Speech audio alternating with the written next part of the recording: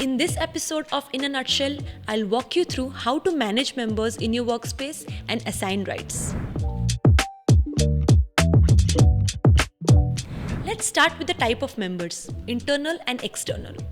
The difference between internal and external members is accessibility to your workspace. While internal members can switch from their workspace to yours and perform tasks right there, externals can only see the content shared with them in their Shared With Me page.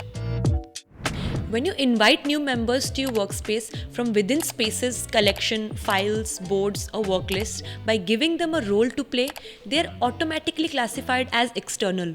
On the other hand, when you add a member from the members page, they get added to your workspace as an internal member. Convert a member from external to internal. Choose from any of the internal member rights, admin, manager, or regular. These can be changed at any time, but you must remember that adding a member here doesn't give them any role directly in a space, file, or any other item.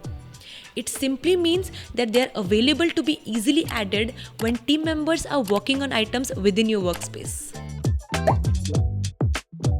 Removing a member from the workspace is straightforward. Find their name, click the 3 dots and select Remove Access. This revokes all their workspace access. Only workspace owners and admins can add, delete or update members. Remember, removing members from any item inside your workspace doesn't remove them from your workspace, but simply removes their access from that specific item. And that was it.